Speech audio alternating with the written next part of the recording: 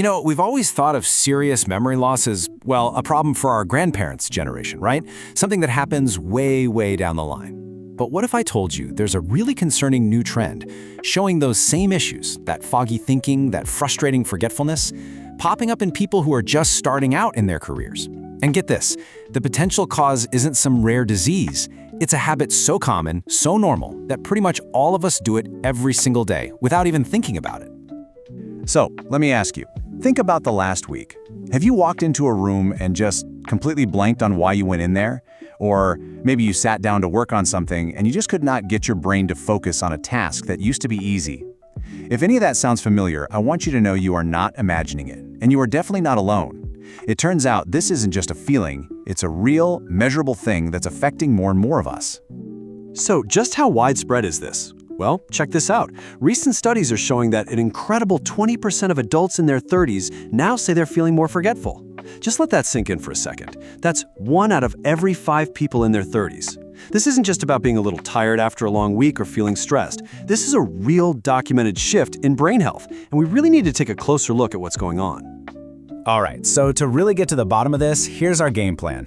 First, we're going to unpack this surprising new problem and why it's showing up so much younger. Then, we'll zero in on a hidden culprit we're calling the constant eating effect. After that, we'll look at the 4 specific ways this habit actually harms your brain. But we're not going to leave you there. We'll then talk about a powerful way to give your brain the break it so desperately needs, and we'll wrap it all up with a simple daily plan you can start using right away. It's kind of a shocking new reality, but the timeline for cognitive decline is changing. For generations, we've had this set idea of when these kinds of problems start. But now, the very same symptoms we used to associate with people in their 60s and 70s are appearing in adults who are just building their careers or starting families. This isn't just a handful of cases, it's a major shift in how we need to think about our brain health. And there's even a name for it, early-onset cognitive impairment. And look, this is not about misplacing your keys once in a while. We're talking about a slow but steady decline in your memory, your focus, and even your judgment that you can actually feel day to day. And putting a name to it is important because it confirms that this is a real biological issue. It's not just something that's all in your head that you should just try to push through. And why does this matter so much? Well, in the short term, it can totally sink your performance at work or at school. It can make simple daily decisions feel, well, completely overwhelming. But the long-term stakes are much, much higher. New research is showing a really chilling link between these early issues and a significantly higher risk of developing conditions like Alzheimer's later in life. What you do today is literally building the brain you're going to have tomorrow. So what on earth is driving this? Well, the answer might be hiding in plain sight. It's a habit that's so deeply woven into our modern lives that we barely even notice it anymore. Constant snacking, grazing, and eating from the moment we wake up till the moment we go to sleep. We're calling it the constant eating effect. And while it seems totally harmless, it might just be the very thing we've been looking for. It really all comes down to the simple but powerful idea. The habit of always having something in your mouth can have a really negative impact on your brain health. I mean, just think about that for a second. Our bodies, and especially our brains, were never designed to be in a constant 24/7 state of digestion. That nonstop work with absolutely no downtime, it takes a toll. And we're only just now starting to understand how heavy that toll really is. So how exactly does a simple snack turn into actual brain damage? Well, it's not just one thing. It's actually a pretty devastating chain reaction. The act of constantly eating sets off this cascade of problems that ripples through your whole body and ends up directly attacking your brain. So let's follow that chain, step by step. Okay, let's trace this out. It all starts with frequent eating. That leads to step 2, constant blood sugar spikes and crashes. Your body's on this energy roller coaster all day, which totally exhausts your brain and leaves you feeling foggy. But here's where the real damage starts, at step 3. Those constant sugar surges create chronic inflammation. The best way to picture it is like a slow-burning fire inside your brain, just going day after day, damaging all those delicate nerve cells. And over time, all that damage adds up and leads directly to step 4, cognitive decline, the memory loss, the fuzzy thinking we talked about. It's a clear, predictable path from your plate to your brain's performance. And you know what? This constant eating usually doesn't act alone. It's often part of a perfect storm of modern habits. Poor sleep is a huge one. Without deep sleep, your brain can't run its nightly cleanup crew to get rid of all the toxic waste that builds up.